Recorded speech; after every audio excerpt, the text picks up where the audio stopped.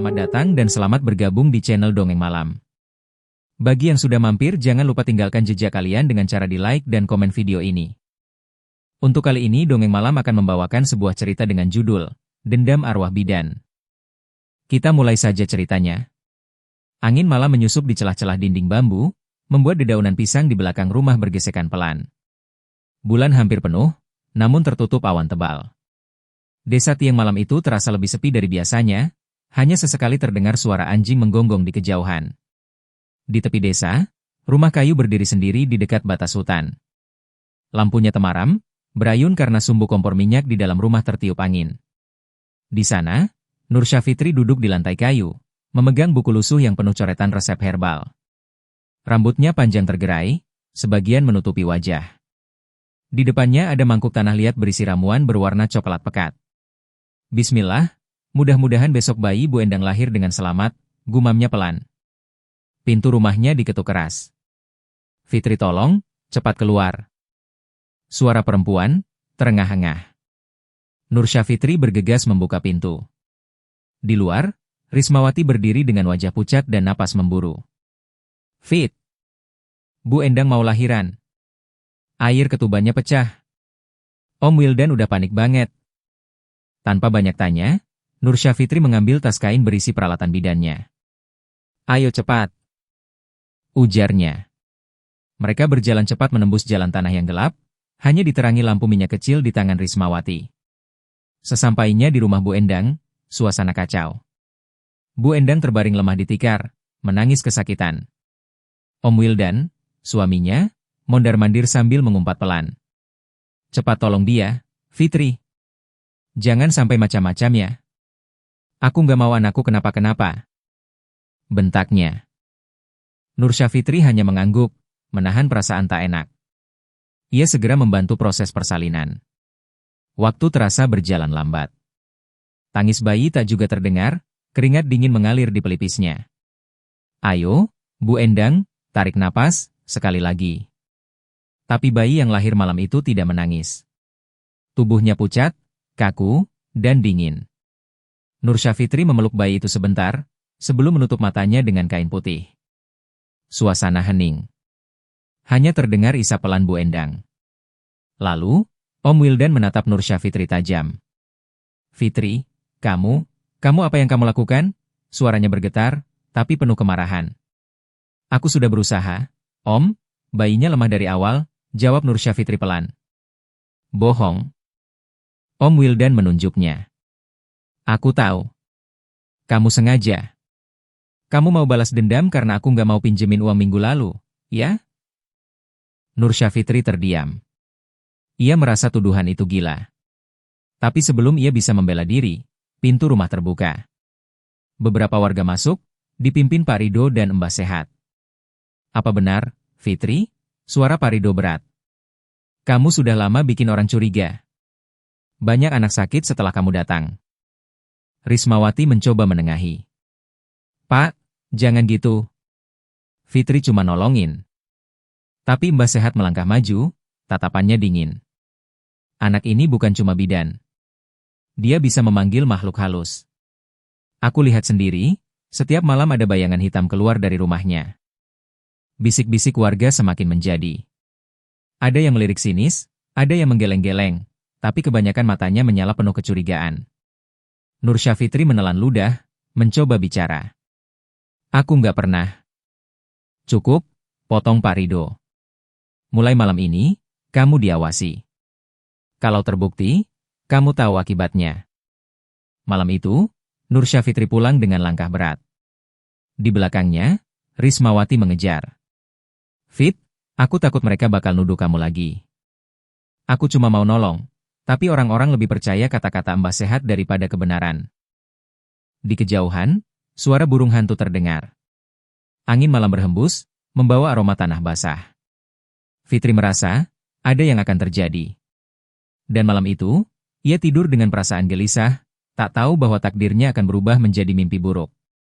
3 hari berlalu sejak kematian bayi Bu Endang. Desa Tieng masih diliputi suasana duka, tapi bisik-bisik tuduhan pada Nur Syafitri makin keras terdengar. Orang-orang berpapasan di jalan sambil berbisik sambil meliriknya. Anak-anak yang dulu sering ia beri permen kini menghindar. Sore itu, Fitri pulang dari sungai membawa ember berisi air. Di tikungan jalan tanah, ia melihat Joshua, Aseng, bersama dua temannya duduk di bawah pohon jati. Mereka menatapnya tajam. Ini dia tukang bawa sial, gumam salah satu dari mereka. Fitri pura-pura tak mendengar dan berjalan cepat. Tapi Aseng berdiri, menghalangi jalannya. Fitri, aku mau nanya. Kamu pakai apa sampai semua orang percaya sama omonganmu? Ilmu pelet? Ilmu santet? Nadanya merendahkan. Aku nggak mau ribut, Seng. Aku cuma mau pulang. Asal kamu tahu ya, kalau sampai ada orang mati lagi gara-gara kamu, kami nggak akan diam. Aseng menyeringai, giginya mencuat di bawah kumis tipis. Fitri melewatinya tanpa menjawab. Tapi langkahnya terasa berat, seolah setiap kata Aseng menambah beban di pundaknya. Malamnya, suara gaduh terdengar dari arah rumah Om Wildan. Rismawati mengetuk pintu Fitri dengan wajah panik. Fit! Om Wildan ngamuk. Katanya kambingnya mati mendadak, darahnya habis. Apa hubungannya sama aku? Fitri terkejut. Ya itu dia. Mbah Sehat bilang ada yang ngambil darahnya buat ritual, dan mereka nunjuk kamu. Fitri terdiam. Jantungnya berdegup kencang.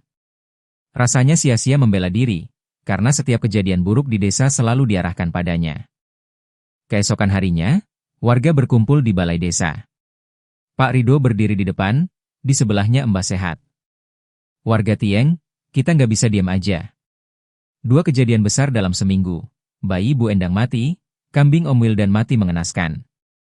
Dan saksi bilang malam itu lihat bayangan perempuan di dekat kandang. Siapa lagi kalau bukan Fitri? Sorak dan teriakan setuju terdengar. Rismawati maju ke depan. Pak, itu nggak adil. Nggak ada bukti. Aku kenal Fitri, dia nggak mungkin. Diam kamu, Risma, bentak Om Wildan. Kamu itu dibutakan kasihan. Orang seperti dia cuma pura-pura baik. Fitri hanya bisa berdiri di tengah kerumunan, merasakan tatapan penuh kebencian menusuk dari segala arah. Malam itu, di rumahnya yang gelap, Fitri duduk memeluk lutut. Tiba-tiba, suara langkah kaki terdengar di luar rumahnya. Perlahan-lahan, suara itu mengelilingi rumah, disertai bisik-bisik lirih. Lalu, ketukan terdengar. Fitri, buka pintunya, suara Pak Rido, datar tapi dingin. Fitri membuka sedikit pintu. Di luar, ada Pak Rido, Aseng, Om Wildan, dan beberapa pria membawa obor. Kamu ikut kami, kata Pak Rido. Untuk apa? Fitri mencoba tegar. Kami mau periksa rumahmu. Kalau kamu bersih, nggak akan ada masalah. Mereka masuk tanpa izin. Mbah Sehat mengobok-ngobok meja, lemari, sampai sudut dapur. Tiba-tiba, ia mengangkat sebuah kantong kain hitam. Nah, ini dia buktinya, teriaknya. Apa itu? Fitri mendekat. Jangan pura-pura nggak tahu. Ini jimat pemanggil setan, kata Mbah Sehat. Fitri terbelalak. Ia tidak pernah melihat kantong itu sebelumnya. Itu bukan punyaku. Kalian sengaja.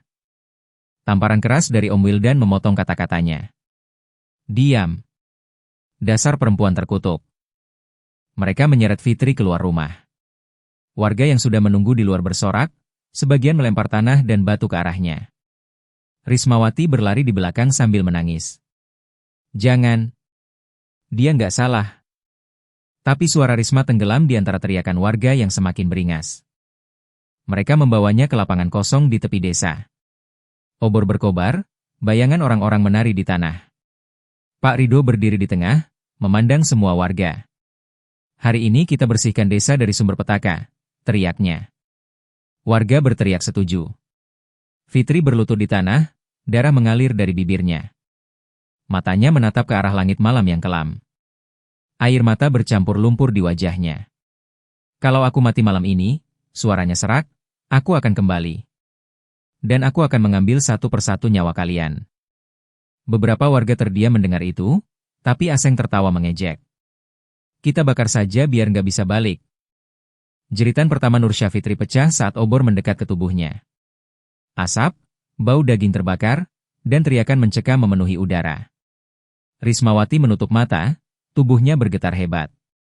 Saat semua selesai, yang tersisa hanyalah tanah hitam dan abu, serta janji dendam yang menggantung di udara.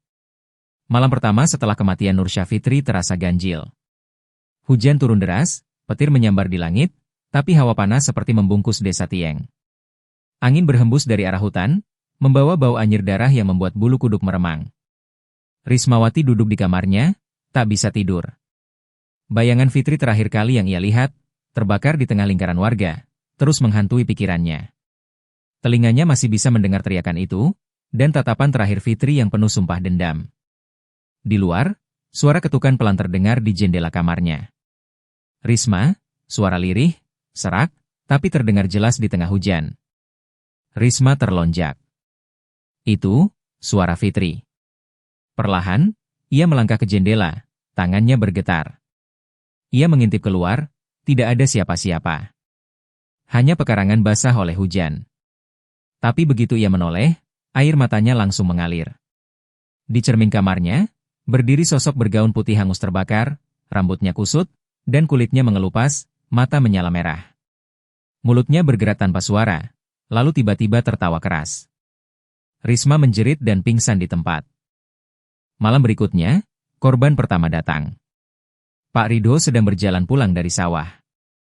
Malam itu ia sendirian, hanya berbekal lampu petromax kecil. Hujan sudah reda, tapi kabut tebal menggantung di tanah. Di tengah perjalanan, ia mendengar langkah kaki di belakangnya. "Siapa itu?" serunya. Tak ada jawaban. Ia mempercepat langkah, tapi langkah itu ikut mempercepat. Suara langkahnya berat, disertai cipratan air lumpur. Pak Ridho menoleh, dan hampir menjatuhkan lampu. Di belakangnya, sekitar 10 meter, berdiri Nur Syafitri. Gaun putihnya robek, tubuhnya gosong di beberapa bagian, matanya menatap kosong tapi penuh amarah. Pak Ridho mundur. Aku cuma menjalankan." Sebelum sempat menyelesaikan kalimatnya, Fitri bergerak cepat, seolah meluncur di atas tanah. Tangannya yang hitam terbakar meraih kepala Pak Ridho, menekannya ke lumpur. Pak Ridho meronta, tapi cengkeraman itu kuat seperti besi panas. "Sekarang giliranku menghakimimu," bisik Fitri. Esok paginya, tubuh Pak Ridho ditemukan di tengah sawah. Tulang-tulangnya remuk, kepalanya nyaris tenggelam dalam lumpur, dan wajahnya membeku dalam ekspresi ketakutan luar biasa. Kematian Pak Ridho membuat desa gempar. Tapi anehnya, banyak warga yang berbisik bahwa itu adalah hukuman dari Tuhan, dan tak ada yang berani menyebut nama Fitri. Hanya Risma yang tahu, itu ulah arwah temannya. Namun, teror tak berhenti di sana. Beberapa malam kemudian, Om Wildan sedang duduk di teras rumahnya, mengisap rokok sambil minum kopi. Istrinya sudah tidur. Tiba-tiba, ia mencium aroma yang aneh, bau rambut terbakar bercampur anyir. "Bau apa ini?" gumamnya sambil memandang sekitar. Dari kegelapan halaman, terlihat sosok perempuan berjalan perlahan ke arahnya. Kepalanya tertunduk, rambutnya basah, dan air menetes ke tanah. Om Wildan mencoba berdiri, tapi lututnya lemas. Siapa?" Suaranya bergetar. Perempuan itu mengangkat kepalanya. Wajahnya gosong, bibirnya robek, dan lidahnya menjulur panjang, berwarna hitam. "Itu Fitri. Aku sudah menunggumu, Om Wildan." Dalam sekejap, Fitri melompat ke arahnya. Om Wildan berteriak, tapi suaranya tertahan ketika tangan Fitri meraih mulutnya, menarik lidahnya hingga putus. Darah muncrat ke lantai teras, dan suara desisan seperti api membakar telinga Om Wildan. Paginya, Om Wildan ditemukan tergeletak di teras rumah, matanya membelalak, lidahnya hilang, dan darah menggenang di lantai. Rismawati tak bisa lagi tidur nyenyak.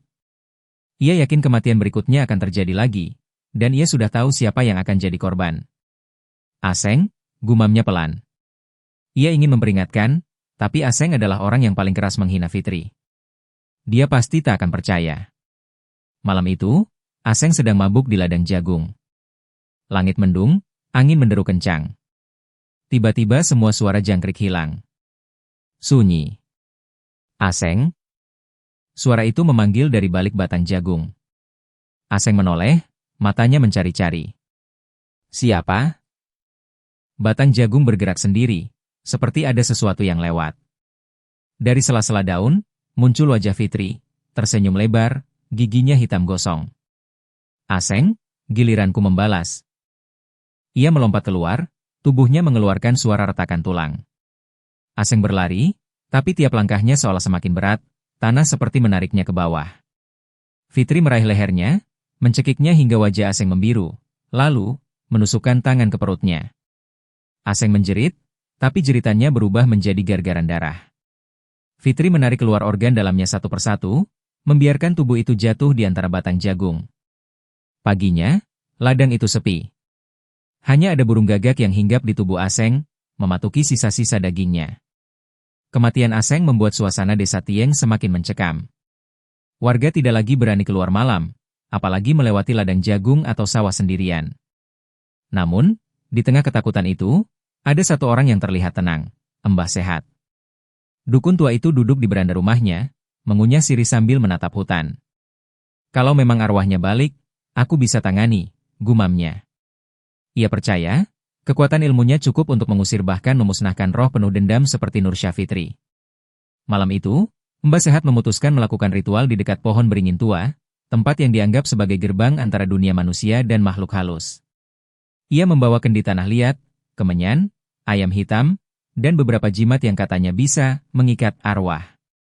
Di tengah kabut tipis, ia duduk bersila, menyalakan kemenyan. Asap putih membubung, mengisi udara dengan bau menyengat. Wahai roh yang gentayangan, aku perintahkan kau kembali ke tempatmu. Suaranya berat, penuh percaya diri. Namun, angin mendadak berhembus kencang. Api lilin di depannya padam, dan suara langkah kaki terdengar dari belakang. Berhenti di situ, Fitri, aku tahu kau datang, kata Mbah Sehat tanpa menoleh. Tidak ada jawaban, hanya suara dedaunan bergetar. Perlahan, Mbah Sehat membalikkan badan, dan melihat sosok Fitri berdiri di bawah sinar bulan. Gaun putihnya compang-camping, rambutnya menutupi wajah, dan tubuhnya meneteskan air hitam seperti darah busuk. Aku tidak akan membiarkanmu mengambil nyawa lagi, kata Mbah Sehat. Ia mengangkat tangan, membaca mantra. Fitri hanya tertawa pelan, suaranya serak dan panjang. Mantra? Kau pikir itu bisa menghentikanku, setelah kau yang menyalakan api kematianku? Tiba-tiba, kemenyan di depan Mbah Sehat padam sendiri. Tanah di sekitarnya terasa bergetar halus. Dari belakang Fitri, muncul bayangan-bayangan hitam dengan mata merah menyala, melayang mengelilingi pohon beringin. Mbah Sehat mencoba berdiri, tapi kakinya seperti terkunci. Tangan Fitri terangkat, dan bayangan-bayangan itu melilit tubuhnya. Aku akan membuatmu merasakan setiap sakit yang kurasakan, bisik Fitri di telinganya. Jeritan Mbah Sehat memecah kesunyian malam ketika bayangan-bayangan itu mulai menarik anggota tubuhnya. Perlahan, tapi pasti. Suara robekan daging bercampur bunyi patahan tulang terdengar jelas. Darah menyembur ke tanah, membentuk simbol aneh di sekitar pohon beringin. Beberapa menit kemudian, tubuh Mbah Sehat sudah tidak berbentuk lagi, hanya potongan-potongan yang tergantung di dahan pohon.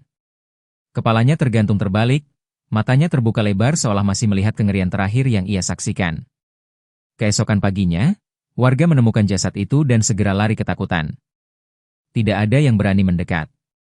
Mereka tahu, dendam Fitri belum selesai. Sejak kematian Mbah Sehat, desa Tieng berubah seperti kota mati setiap malam. Lampu-lampu dimatikan lebih awal, pintu rumah dikunci rapat, dan warga bahkan tak berani saling bertamu. Rismawati semakin tertekan. Ia adalah satu-satunya orang yang tahu kebenaran, bahwa semua kematian ini bukan kebetulan, tapi ulah arwah Nursya Fitri yang menagih janji dendamnya. Setiap malam ia terbangun oleh suara bisikan di telinganya, suara Fitri yang memanggil lembut namun menyeramkan. Risma, lihatlah, aku belum selesai. Suatu malam, saat hujan deras mengguyur, Risma tidak tahan lagi. Ia memutuskan untuk pergi ke rumah Bu Endang, istri Om Wildan, untuk memastikan wanita itu baik-baik saja. Meski tidak ikut menghakimi Fitri, Bu Endang pernah menutup mata saat suaminya memukul Fitri. Risma khawatir arwah itu akan menghampirinya. Jalan menuju rumah Bu Endang gelap dan licin, hanya diterangi lampu minyak kecil di tangan Risma. Petir sesekali menyambar, memperlihatkan siluet pepohonan yang tampak seperti raksasa mengawasi. Ketika ia hampir sampai, ia melihat sesuatu yang membuat langkahnya terhenti. Di teras rumah Bu Endang, Berdiri sosok perempuan bergaun putih robek, rambut basah menutup wajah, tubuhnya menghitam terbakar. Risma tahu siapa itu. Ya Tuhan. Fitri, gumamnya pelan. Ia ingin berbalik, tapi kakinya seperti membeku. Sosok Fitri menunduk, lalu perlahan mengangkat kepalanya, memperlihatkan wajah hangus dengan mata merah yang menatap tajam ke arah Risma.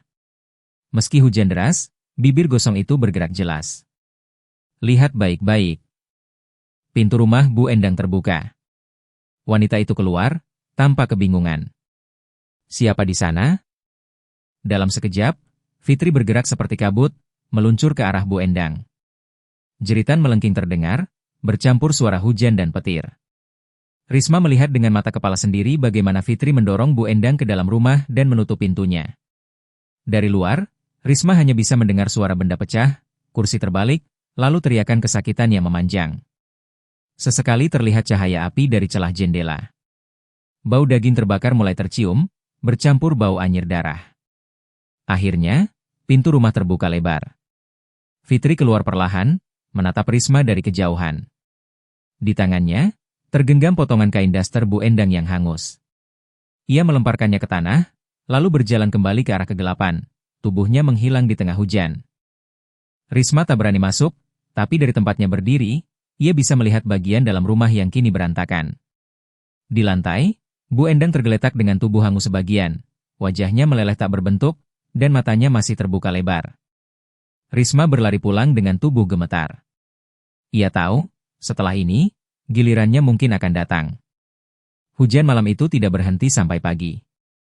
Rismawati bersembunyi di bawah selimut, tubuhnya menggigil. Setiap kali ia memejamkan mata, wajah gosong Fitri muncul di benaknya. Bukan lagi sebagai sahabat yang ia kenal, melainkan sosok yang hanya memikirkan balas dendam. Saat jarum jam menunjuk pukul 3 dini hari, terdengar suara langkah kaki di depan rumah. Lambat, teratur. Risma menahan napas. Suara itu berhenti tepat di depan pintu kamarnya. Risma, suara itu lirih, serak, tapi jelas. Dengan gemetar, Risma menarik selimut dari wajahnya. Sosok itu berdiri di ujung ranjang, gaun putih robek, kulit terbakar mengelupas, rambut basah menempel di pipinya. Fitri menatapnya dengan mata merah menyala. Aku tidak akan membunuhmu, ucapnya pelan. Risma berusaha bicara, tapi suaranya tercekat. Ken, kenapa? Karena kau satu-satunya yang pernah mencoba membelaku. Tapi kau akan melihat, semua orang yang menjatuhkan aku, mati di depan matamu. Sampai yang terakhir. Tiba-tiba, tubuh Risma terasa ringan. Tanpa ia sadari, ia sudah berdiri di luar rumah, hujan menetes di wajahnya. Fitri berdiri di depannya, melayang sedikit dari tanah. Malam ini, kita lihat kematian terakhir sebelum aku tenang, kata Fitri, suaranya datar namun menusuk. Risma terkejut. Masih, ada satu lagi? Fitri tersenyum tipis. Orang yang pertama melempar batu ke tubuhku saat aku dibakar. Bu Endah. Mereka berjalan di jalan tanah yang licin, tapi kaki Risma seperti tak menyentuh tanah. Setiap langkah Fitri, kabut hitam muncul di sekitarnya. Sampai akhirnya mereka tiba di rumah kecil di ujung desa. Lampunya masih menyala, suara batuk terdengar dari dalam. Fitri menoleh pada Risma. Jangan pejamkan mata. Pintu rumah terbuka sendiri, dan Fitri masuk perlahan. Risma berdiri di ambang, tubuhnya kaku, tapi matanya terpaksa mengikuti setiap gerakan. Bu Endah terbangun, melihat Fitri, dan langsung berteriak histeris. Jauh! Jauh dariku. Namun Fitri hanya berjalan pelan, menunduk, lalu menempelkan telapak tangan hitamnya di dada Bu Endah. Seketika, suara retakan tulang terdengar. Bu Endah memegangi dadanya, terbatuk-batuk, lalu darah mengalir dari mulutnya. Fitri menekan lebih keras, dan suara itu berubah menjadi bunyi cerak yang panjang. Akhirnya, Bu Endah terjatuh ke lantai, matanya membelalak, napasnya hilang. Fitri berdiri, menatap Risma di ambang pintu. Selesai? Tubuh Fitri mulai memudar, seperti kabut yang tertiup angin. Sebelum hilang sepenuhnya, ia mendekati Risma, membisikkan kata-kata yang membuat darah gadis itu membeku. Jangan pernah lupa apa yang kau lihat, atau aku akan kembali. Risma menutup mata, Air matanya mengalir deras. Saat ia membukanya lagi, Fitri sudah hilang. Rumah Bu Enda sunyi, hanya suara hujan yang masih jatuh di atap. Beberapa minggu kemudian, Desa Tieng kembali tenang, tapi Risma tidak pernah sama lagi. Setiap malam ia duduk di teras, menatap ke arah hutan, menunggu, dan mendengarkan. Kadang-kadang, ia mengira mendengar bisikan yang familiar. Risma, aku masih di sini. 27 tahun kemudian. Desa Tieng sudah berubah. Jalan tanah kini berlapis aspal, rumah-rumah sudah berdinding tembok rapi, dan penerangan jalan membuat malam tak lagi terlalu gelap. Tapi bagi Rismawati, tidak ada yang benar-benar berubah. Ia kini berusia 52 tahun, rambutnya mulai beruban, tubuhnya kurus, dan matanya selalu menyiratkan rasa lelah. Warga jarang berinteraksi dengannya, sebagian karena menganggapnya aneh, dan sebagian lagi karena tahu kisah yang ia simpan. Risma hidup sendirian di rumah kayu peninggalan orang tuanya. Setiap malam, ia duduk di teras sambil menatap arah hutan. Meski sudah puluhan tahun berlalu, rasa was-was itu tidak pernah hilang. Ia masih mengingat jelas malam-malam saat Fitri menuntut balas. Malam itu, hujan turun rintik-rintik, sama seperti malam-malam yang dulu. Risma sedang menyiapkan lampu minyak ketika tiba-tiba listrik di rumah padam. Ia tidak panik, sudah biasa.